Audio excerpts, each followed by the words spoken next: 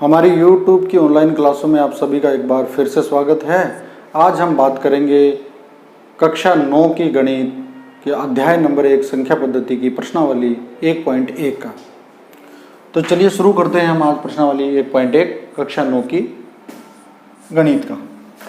देखिए यहाँ पे पहला सवाल है, क्या शून्य एक परिमेय संख्या है?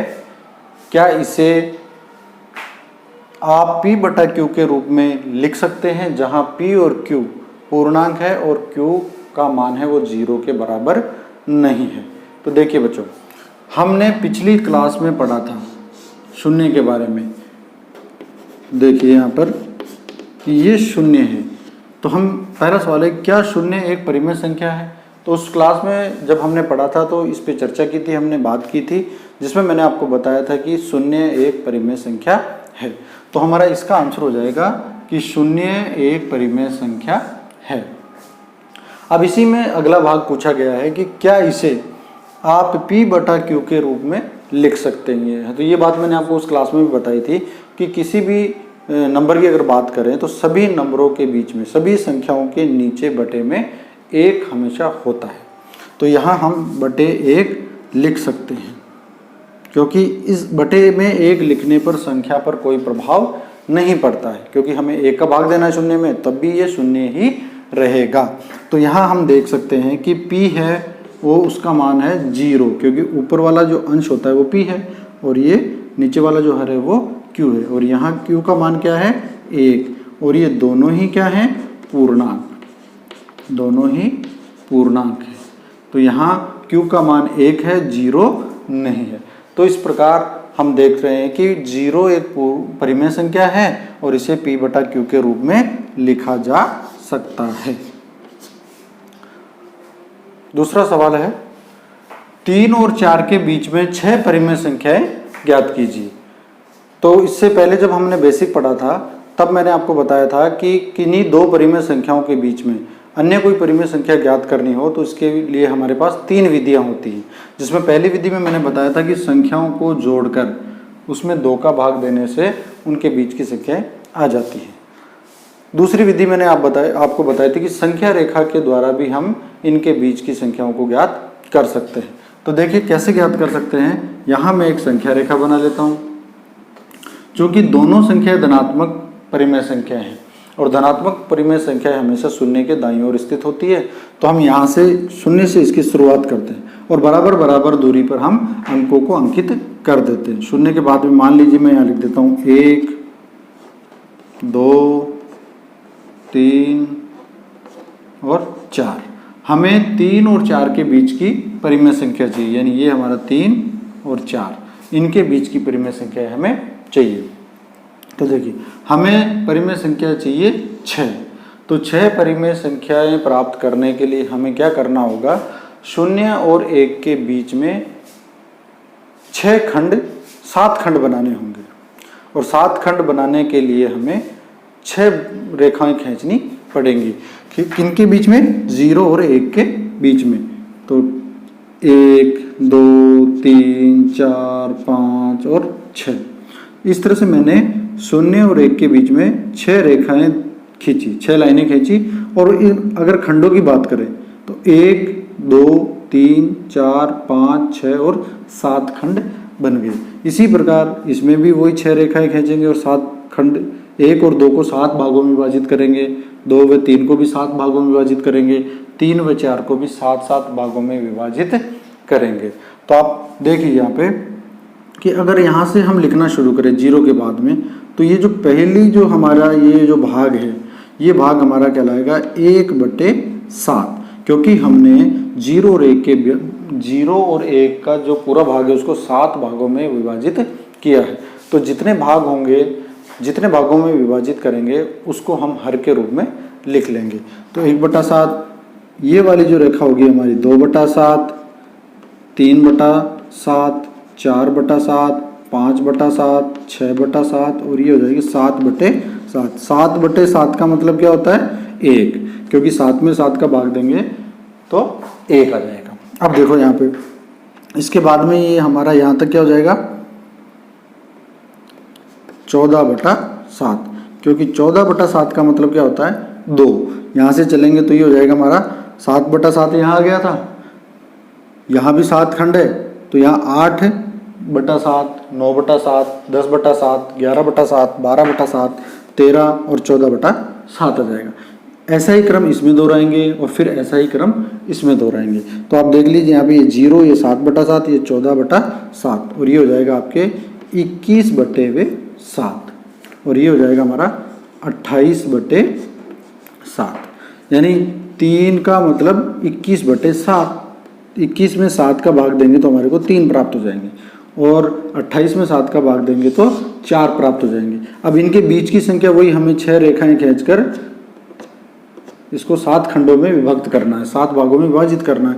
तो ये जो भाग होगा हमारा क्या होगा 22/7, 22/7। जैसे अगला भाग क्या होगा 23/7, 24/7, 25/7, 26/7, 27/7 और इसके बाद में ये हमारा 28/7 है। हमें 3 व 4 के बीच के मध्य की परिमेय संख्या देखनी है। 3 का मतलब 21/7 और 4 का मतलब 28/7। तो इनके बीच की जो परिमेय संख्या होंगी वो ये होंगी 1, 2, 3, 4, 5, 6। इस प्रकार हम 2 परिमेय संख्याओं के बीच में अन्य परिमेय संख्याओं का बड़ा आसानी से पता लगा सकते हैं। अगला सवाल देखिए, तीसरा सवाल है 3/5 और 4/5 के बीच की परिमेय संख्याएं ज्ञात कीजिए।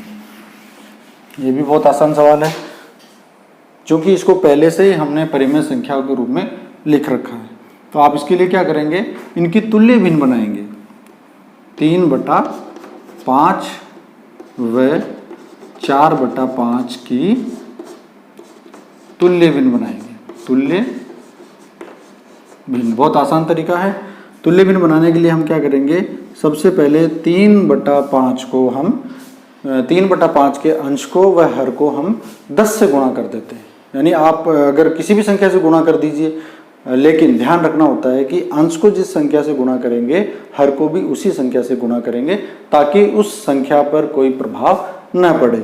जैसे मान लीजिए ये 3/5 है तो मैं इसके अंश को भी 10 से गुणा कर देता हूँ और हर को भी 10 से गुणा कर देता हूँ। तो नई संख्या प्राप्त होगी, वो होगी 10 या 30/10 पंजे 50। ये हमारी संख्या हो गई किसकी, 3/5 को हम 30/50 के रूप में लिख सकते हैं, क्योंकि ये इसकी तुल्य भिन्न है। आप 0 से 0 काट दोगे तो वापस हमारे पास 3/5 आ जाएगा। ठीक है बच्चों। अब इसी प्रकार आपको 4/5 की भी तुल्य भिन्न बनानी है, ठीक जैसे इसको बनाया है। यानी 4/5 को भी आप इसके अंश को 10 से गुणा करो, इसके अंश को भी 10 से गुणा करो, तो कितना हो गया 10 चौके 40 और 10 पंजे 50। तो ये इसकी तुल्य भिन्न हो गई। यानी 10/50 वो है 4/5 के बराबर है, 30/50 वो है 3/5 के बराबर है। तो यहाँ हमारी ये 30/50 और ये वाली जो भिन्न है वो 40/50। ठीक है, ठीक है बच्चों। अब देखो इनके बीच की आपको संख्याएं प्राप्त करनी है। कितनी संख्या प्राप्त करनी है, 5 संख्या प्राप्त करनी है। तो अब देख लीजिए इनके बीच की संख्या कौन सी, इसी क्रम में आप इसको बढ़ाते जाइए। 30 के बाद में 31/50, 32/50, 33/50, 34/50, 35/50, 1, 2, 3, 4, 5। ये हमारी 5 संख्या हो गई। अगर और पूछी जाती 6, 7, 8 तो इस क्रम को हम आगे और बढ़ा लेते। यहाँ एक बात ध्यान दीजिए आप कि अगर मान लीजिए यही सवाल होता और उसमें ये पूछते कि 20 परिमेय संख्या बताइए इनके बीच में, तो हमें क्या करना था कि यहाँ हमने 10-10 से गुणा किया है, उसके बजाय हम थोड़ा सा और किसी बड़े अंक को लेकर गुणा कर लेते।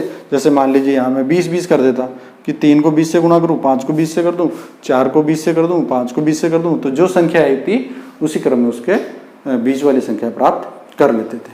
तो इस तरह से हमने देखा है कि किन्हीं 2 परिमेय संख्याओं के बीच में बहुत सारी असंख्य परिमेय संख्याएं होती हैं और जिन्हें हम बड़ी आसानी से ज्ञात कर सकते हैं। प्रश्नावली 1.1 का आखिरी सवाल, सवाल नंबर 4। नीचे दिए गए कथन सत्य हैं या असत्य हैं, कारण के साथ अपना उत्तर दीजिए। यहाँ कुछ सवाल दिए हुए हैं जिन्हें सत्य और असत्य के रूप में विभाजित करना है, पहचानना उन्हें कि कौन सा कथन सत्य है और कौन सा कथन गलत है, और उसमें अपने कारण को भी बताना है। तो पहला सवाल है, प्रत्येक प्राकृत संख्या एक पूर्ण संख्या होती है। यानी जितनी भी प्राकृत संख्याएं हैं क्या वो सभी की सभी पूर्ण संख्याएं होती हैं? तो इस बारे में हमने पहले चर्चा की थी कि प्राकृत संख्याओं में हम एक से प्रारंभ करके ऐसे अनंत तक जाते हैं, अनंत तक, यानी एक से लेकर अनंत तक की संख्याएं प्राकृत संख्याएं कहलाती हैं।